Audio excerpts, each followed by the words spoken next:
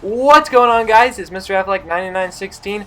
Welcome back to the Pittsburgh Penguins BAGM. We have about 17 games left until the playoffs by the end of this episode. Maybe at this point it's more like 20, 21, I'm not sure, but we're somewhere around there. And the race is heating up, guys. We are fluctuating between like 7th and 9th in the standings. And you got to be top 3 in your division or top 8, essentially, in the conference with those wild card spots to make the playoffs. And playing the Tampa Bay Lightning, they're like, I don't know, 3rd in the conference or something like that. I think they're behind Montreal and Washington, and they get an early goal, so they're up 1-0. It's going to be a tough game. Carl Mulierat, or his name is like Kael, I don't even know how to say it. He has been horrible this entire year, but he gets lucky because that one somehow ended up in the net, giving Tampa Bay a goal, or giving the Penguins a goal. So that's like the 3rd goal he's had the entire season. He's probably going to be getting sent down to Wilkes-Barre Scranton sometime in the next couple episodes. I haven't done it yet in on the game, but I feel like it is going to actually happen. But as I said, I haven't done it yet, so it's not for sure. Flash forward to the second. Penguins are going to get another goal. That's going to be Chris Letang. Another weird bounce, and somehow he's able to get a goal. We're getting a little bit lucky here, but it's good to have that one. And the Penguins have a 2-1 lead now here in the second. That's going to be assisted by Sidney Crosby. Let's take another look. Letang, I just tried to get the puck to the net, and I don't really know what happened. I think it bounced off of one of the Tampa Bay players or something like that. Maybe it didn't. Maybe it just went under the pads. But either way, a little bit of luck, a little bit of a good shot for Chris Letang. Gives the Penguins a lead. This is right off of this very face-off. Evgeny Malkin wins the face-off, goes to Ian Cole. Kunitz is going to bring it up the left side. A nice move. He's going to have a man on the right side. He passes it, and he shoots and scores. Patrick Hornquist gives the Penguins now a 3-1 lead. And all of a sudden, within 15 seconds of the first goal, the Penguins score another goal. And this game is suddenly wide open now. Let's take another look. A great move by Kunitz to get by the defender. And Patrick Hornquist is going to have himself a goal to give the Penguins a 3-1 lead. He just passes it right to Hornquist across the slot. He was wide open, and we extend our lead. So now 10:42 left in the second. Tampa Bay on the power play. They get a pass to the slot, and that one's going to get by. A terrible job of the Penguins defending the slot. Where was everybody? That was horrible. That's been our struggle all year, guys, defending the slot defensively. We just haven't done it. So the Penguins here now in the third with a minute left. Evgeny Malkin, he's going to get himself a goal. Shooting and scoring, makes it 4-2. That was a sigh of relief because I knew Tampa Bay was going to empty their net, and I did not want them to tie this game and send it into overtime. So Malkin scoring right there. That is a huge, huge goal. With 55 seconds left, look at the wrist shot. Ben Bishop didn't even have half his chance right there against Malkin. That is amazing. So that is going to extend our lead even more. Now this is a few seconds later. Now 50 seconds left, and Phil Kessel's going to score.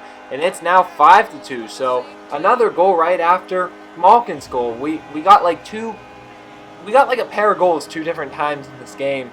The goals seemed to happen really quick in relation to each other when it did. But hey, that's going to be another goal, and that's going to do it for this game, guys. The Penguins win at 5-2. This is a huge win. Playing against a tough opponent, we needed this win really bad. That is going to be huge for us right there. And it's good to know that we can beat those top-tier teams, because if we have a lower seed in the playoffs, we might have to play against the Montreal, Washington, or Tampa Bay. Those are probably who the top 3 are going to end up being come playoff time. But now we're playing against Buffalo. Daniel Sedin, he's going to get himself a goal. He's kind of struggled since he's got to Pittsburgh, but he's been playing a little bit better recently. There's a goal for Sedin, assisted by Crosby and Kessel. All of the first line getting a point on that play. And a beautiful shot by Sedin. He goes right through the legs of the goaltender. And the Penguins have a 1-0 lead here early on in the first period. Flash forward now, 8:55 left in the first. Buffalo's going to get a steal. They're going to have a breakaway, moving in, shooting on Fleury. A save made. And somehow they end up scoring on a rebound. I thought I made the save. I really don't know if I tried to pass it out or if it bounced off Fleury. I don't remember, to be honest, but that should not have been a goal. Unfortunately, it was for David Legland. Let's take another look right here at what happened. it bounced off of Fleury's pad. It did, so it was just a rebound goal. Nothing I really could have done there, I guess, actually. So that's just a bad play by Fleury. Now it's Patrick Hornquist, though, moving in. He shoots and scores. That's the wrist shot that Hornquist has done all year. By the end of this episode, he's going to have 28, well, maybe not by the end of this episode, but by the end of what I've played so far, he now has 28 goals on the season. And he is by far our leader, about to reach 30 goals on the year. It's been a great year for Patrick Hornquist. He has definitely been our star. And, you know, come playoff time, he could really lead this team to the Stanley Cup if we're lucky enough to make it that far. Flash forward a few minutes later here in the second period. Buffalo's going to score. Patrick Hornquist nearly stole the puck and had a breakaway. Instead of it being 3-1 Pittsburgh, it ends up being 2-2 Buffalo. So Buffalo keeping tight in this game. They are 5th currently in the Eastern Conference. So on this game, they are a good team, unlike in real life. And they got another goal there. Once again, the Penguins fail to defend the slot, and it's 3-2. So not what we wanted at all right there. We go down, and that's Ryan O'Reilly with the goal. Let's take another look, guys. Letang's not even looking. Letang is one of our best defenders, and he's not even looking at the guy in the slot. That is embarrassing. That is ridiculous. And then Buffalo's going to get another goal here on a breakaway. That's just my fault being too aggressive here. Started to lose patience, I guess, a little bit, and the Sabres are going to extend their lead 4-2 at this point with 10:34 left in the second. Jamie McGinn with the goal. As you see, he's right on the breakaway. I don't think that's great positioning by Fleury right there. A very slow reaction, but oh well. Now 17-14 in the third. Daniel Sedin's going to get his second goal of the game. That's kind of how he scored his first goal. It bounced off the goaltender this time a little bit slower, but all of a sudden the Penguins back alive in this game, just down by 1 goal. That's going to be a power play goal for Daniel Sedin. And the Penguins still alive in this game, down by 1, still a full 17 minutes left, so hopefully we can score another one. Now 11 minutes left. Here comes Buffalo. They're going to have an opportunity. Penguins trying to give chase. They move in, shoot, and Fleury should not have let that one in. That is embarrassing on the part of Marc-Andre Fleury, who has been a total failure in this game. That's the 5th goal he's let up. I think I took him out of the game at this point, and I put in... No, I didn't. I took him out in a different game. Excuse my bad memory. I've played so many games in the last 2 days, I'm starting not to remember what happened when, but embarrassing on the part of Fleury. 5 seconds left. We empty the net, but it's not going to be good. We're going to lose this game. However, Daniel Sedin with the hat trick with 0.7 seconds left. That is, I think, the first hat trick anyone's had this year in this Be a GM. Please correct me if I'm wrong, but I think that is the first hat trick so far. And we lost the game, but I was happy that I finally did get a hat trick. So it takes a little bit of the pain off of losing there. Good job for Daniel Sedin. That's the best game he's had as a Penguin for sure. And there you go. So now we have to play the Boston Bruins. I almost called them the Boston Sabres for a second.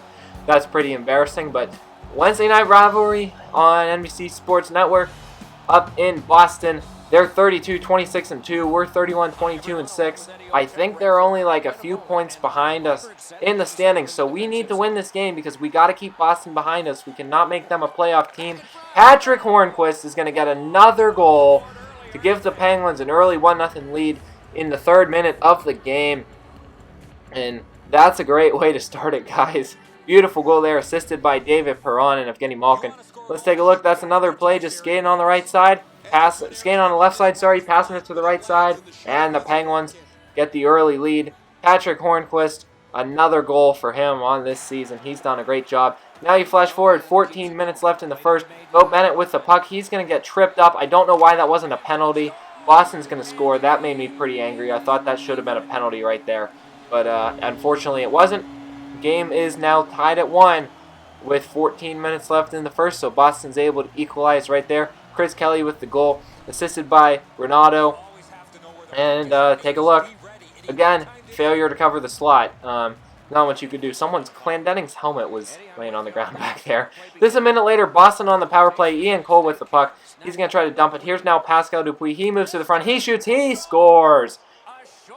And Penguins get the goal. Pascal Dupuis, another shorthanded goal. The Penguins with their, I think, 10th or 11th shorthanded goal of the season. We do lead the National Hockey League. Fleury with, I think, what is end up his 7th assist. He also leads the National Hockey League in assists by a long margin for goalies, that is. Obviously, Fleury wouldn't lead the league in assists. That would be a bit concerning. But there you go. Now, take a look at what's going to happen. Fleury is going to come out, grab the puck, and Boston is going to score. That is really embarrassing. I don't know why Fleury went out to play that puck. There was no one he could have passed it to, and I realized that. So take another look. Fleury can't pass it to anyone. And I tried to dump it, and Boston grabbed it and scored. That makes me really mad at Fleury. So now Perron is going to move in. He takes a shot. He scores. David Perron gets the goal. Give the Penguins the lead with 7 seconds left in the second period. So we do answer to that little embarrassment right there. That's going to be assisted by Ben Lovejoy. Take a look at the little spin move by David Perron. He skates to the slot and scores. Gives the Penguins the lead. So now that does it for the second period. We lead it 3-2. We flash forward to the third. We're going to get into a fight. Olli Maatta and Zdeno Chara. I didn't even mean to get in this fight. I didn't want to get in this fight because how is 22-year-old Olli Maatta going to fare against Chara? Look at that. 3-punch knockout. Giant right-hander from Chara. Maatta just goes down. That is embarrassing. That is a punch. And there you can see why Kessel just got creamed by Chara, and Maatta was not happy.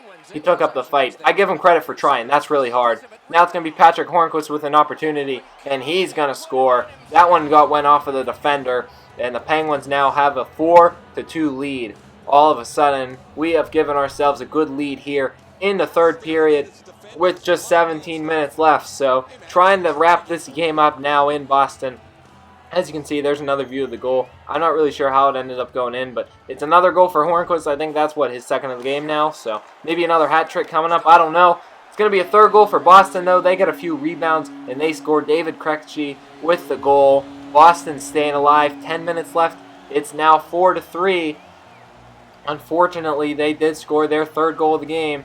Let's take a look at this one. It's just going to be a deflection, actually, and then a rebound. Not much I could have done right there. Just an unlucky bounce. Now 4 minutes left in the game. Boston with another pass to the slot. Ian Cole tries to get the puck, and he mishandles it.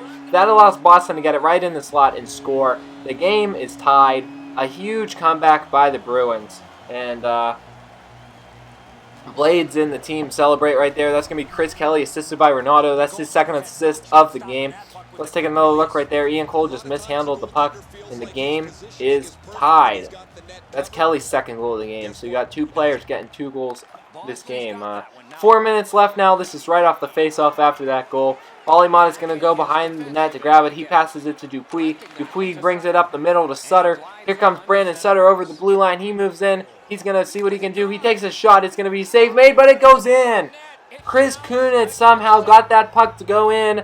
I don't know who's going to be scored the goal, but the Penguins have the lead with 3 minutes left.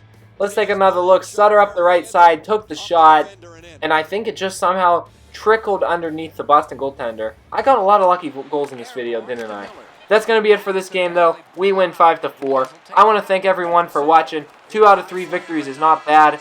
Make sure you rate, comment, and subscribe. Playoff chase is heating up. It's not for sure that we're going to make it, so if you want to see, make sure you keep watching. For now, we'll see you next time on Mr. Athletic 9916. Peace.